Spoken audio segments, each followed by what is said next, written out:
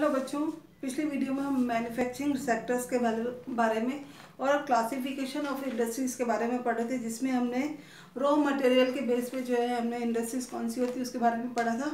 उसके आगे हम सेकंड पॉइंट पढ़ते हैं, classification of industries on the basis of size. Size के आधार पे, जो आकार के आधार पे जो इंडस्ट्रीज होती है उसके बारे में हम यहाँ पे उनका जो वर्गीकरण है वो इसमें पढ़ेंगे हम। Industries are also classified on the basis of their size. This is generally based on the amount of capital invested, number of people employed, and the volume of production based on size. Industries can be classified on small scale and large scale industries. Industries को जो है उनके आकार के आधार पे भी जो है उनको क्लासीफाई किया जाता है। ये आमतौर पर जो उनकी जो कैपिटल जो है यानी पूंजी जो है उसमें लगाई जा रही है उसकी मात्रा पर आधारित होता है। उसमें जो काम करने वाले लोगों की संख्या और उनके जो प्रोडक्शन का जो वॉल्यूम है यानी उनके प्रोडक्शन की जो मात्रा के आधार पर आधारित होता है। और उद्योगों को जो है छोटे पे प्रोडक्शन बेस्ड ऑन साइज, और प्रोडक्शन जो है उनकी साइज के आकार के आधार पे जो है उनको वर्गीकृत किया गया है। Industries can be classify on small scale and large scale. Industries को जो है दो उसमें स्मॉल स्केल यानी कि छोटे पैमाने पे और लार्ज स्केल यानी बड़े पैमाने पर जो इंडस्ट्रीज के रूप में इनको क्लासीफाई किया गया है। सबसे पहले पढ़ेंगे हम small scale industries. The industries that need smaller amount of capital and infrastructure as compare to large scale industries. इस इंडस्ट्रीज में क्या है कि स्मॉल स्केल इंडस्ट्रीज के अंदर जो है छोटे पैमाने पे उद्योगों में जो आमतौर पे पारंपरिक ट्रेडिशनली जो है इसमें जो कैपिटल होती है वो बहुत कम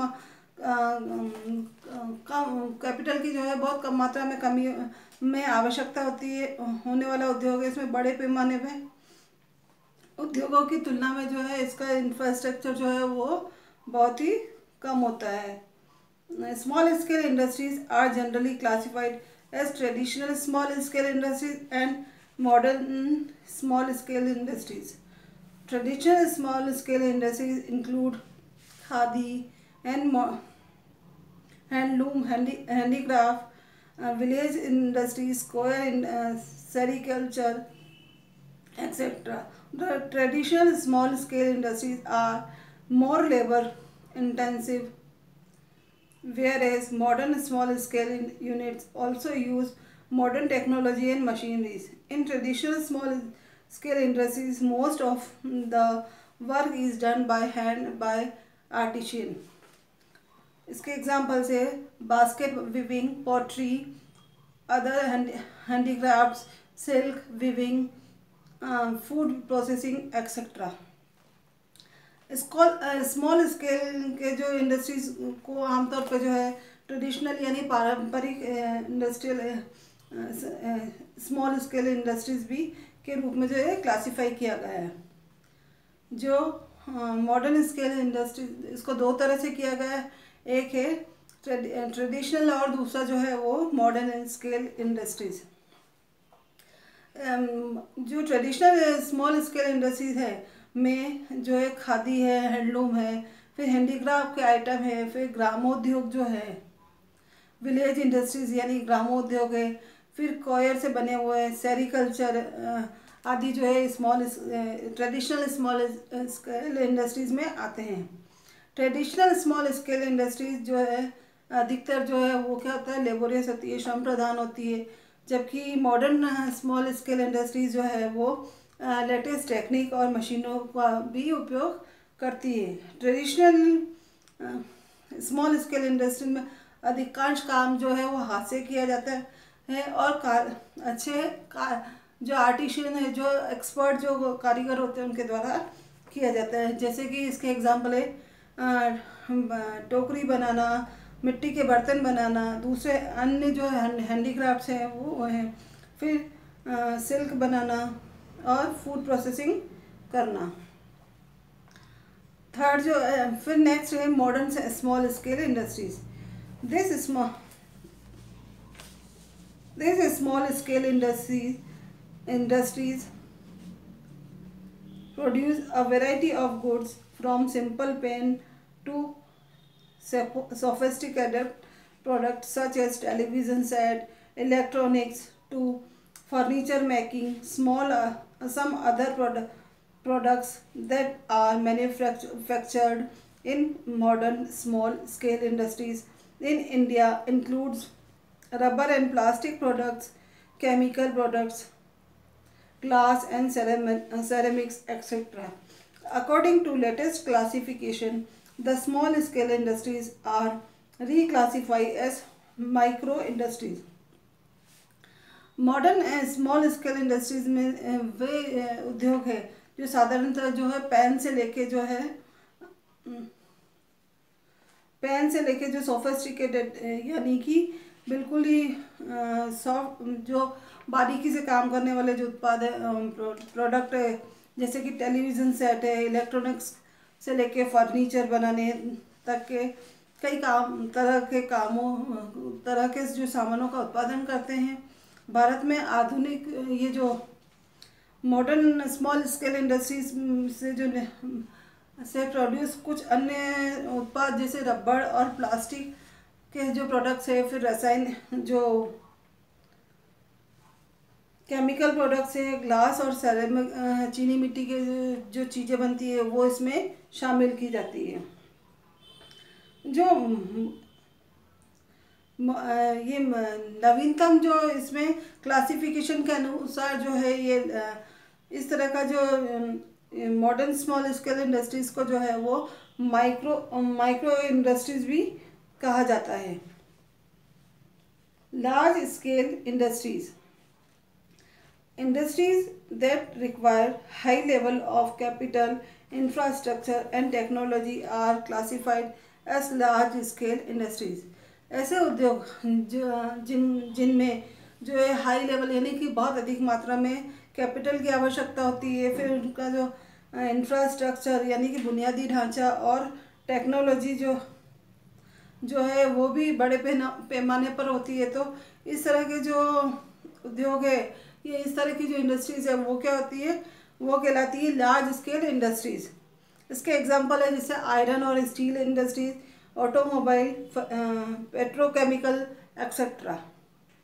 फिर है classification of industries based on ownership. अभी हमने पहले पढ़ा था कच्चे माल के आधार पर, रॉ मटेरियल के आधार पर, और सेकंड हमने पढ़ा था साइज़ के आधार पे क्लासिफिकेशन। अब जो होगा वो ओनरशिप यानी कि मालिकाना के आधार पे जो है इसका क्लासिफिकेशन होगा, स्वामित्व के आधार पे क्लासिफिकेशन होगा।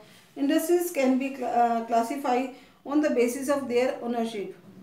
इंडस्ट्रीज जो है वो उनके ओनरशिप के आधार पे जो है उनका या स्वामित्व के आधार पे भी जो है उनको क्लासिफाई किया जाता है।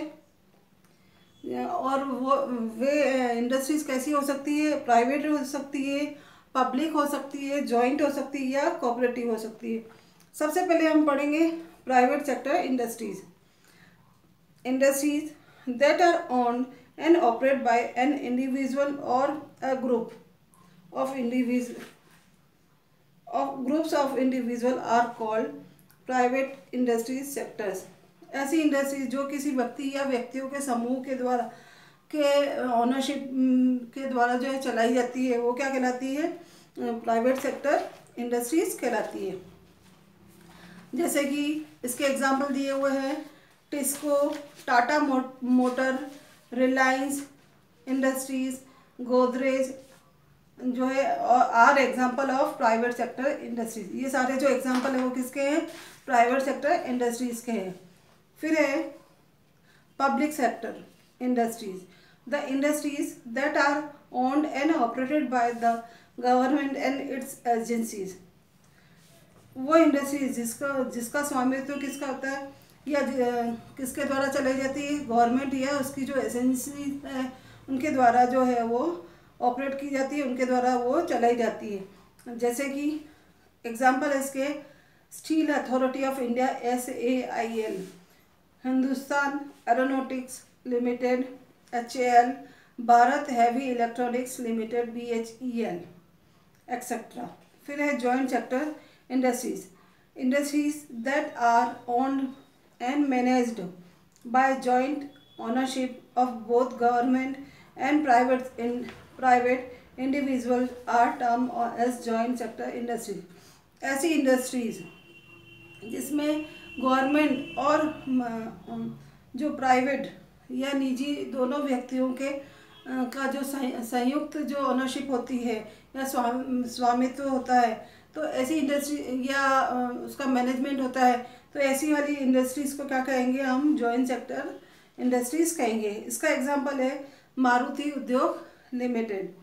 फिर है cooperative sector industries, industries in this sector are owned and managed by the producers and suppliers of raw material as well as worker.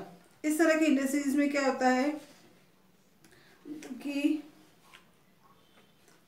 ऐसी इंडस्ट्रीज है ये जिसमें कि जो कच्चे माल के जो प्रोड्यूसर्स हैं या उनको उनके जो सप्लायर्स हैं के साथ साथ जो उनके वर्कर्स हैं वो भी इसमें ओनरशिप होती है या उनका मैनेजमेंट होता है। तो ये वाली जो इंडस्ट्रीज क्या कहलाती है, कोऑपरेटिव सेक्टर्स कहलाती है। यानी ऑनर हो गया इसमें रॉ मटेरियल सप्लाई करने वाला हो गया, मटेरियल्स को जो प्रोड्यूस करने वाला हो गया, और उसके जो वर्कर्स हैं वो तीनों ही इसमें में उनकी भागीदारी रहती है।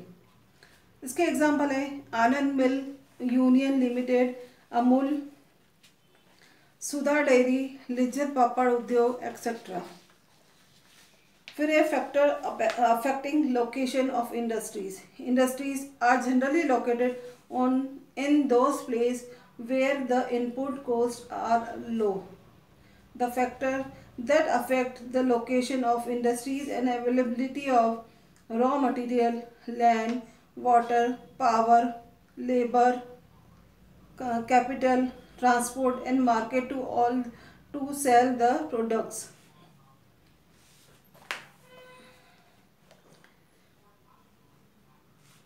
इंडस्ट्रीज आमतौर पर उन स्थानों पर स्थित होती है जहाँ इनपुट की जो कॉस्ट है वो कम होती है। फिर इंडस्ट्रीज के लिए जो आवश्यक कॉजेज होते हैं, आवश्यक जो फैक्टर्स होते हैं वो हमें आसानी से मिल जाते हैं। जैसे कि कच्चा रॉ मटेरियल यानी कच्चा माल है, फिर लैंड है, फिर वाटर, इलेक्ट्रिसिटी, और फिर लेबर है, कैपिटल है, फिर ट्रांसपोर्टेशन है, फिर बाज़ार में जो प्रोडक्ट है उसकी सेल जो है वो आसानी से हो जाए, ऐसी जो ये सब चीज़ें जो है वो आवश्यक होती है। The entrepreneur would prefer to set up the industries in such place where the above mentioned inputs are available in quality, quantity and at economic rates. Sometimes the government provides incentives such as subsidies, power, lower cost of transport and various other infrastructure, so that industries might be set up in backward area. Industrialization often leads to growth and development of town and cities, which also provide employment and opportunity. जो entrepreneurs हैं वो क्या करते हैं, वो ये prefer करते हैं कि ऐसे स्थानों पर जो है इंडस्ट्रीज लगाई जाए जहाँ पे उपयुक्त मात्रा में इनपुट जो है वो अच्छी क्वालिटी से उपलब्ध हो, उसके अलावा जो है उसकी क्वांटिटी यानी ज़्यादा मात्रा में हो, और जो किफ़ायती रेट है यानी कि इकोनॉमिक रेट में वो प्राप्त हो जाए। कभी कभी गवर्नमेंट जो है इसके लिए सब्सिडी वाली बिजली, फिर ट्रांसपोर्टेशन की जो कम लागत की ट्रांसपोर्टेशन है, या विभिन्न अन्य इंफ्रास्ट्रक्चर जो है जैसे प्रोत्साहन जो है वो देती है, ताकि जो बैकवर्ड एरियाज है जो है एरिया और जो शहरों बैकवर्ड एरिया के जो इंडस्ट्री स्थापित की जा सके। इंडस्ट्रियलाइजेशन से जो अक्सर शहरों और शहरों का विकास होता है, जो रोजगार के अवसर भी प्रदान करता है। Thank you.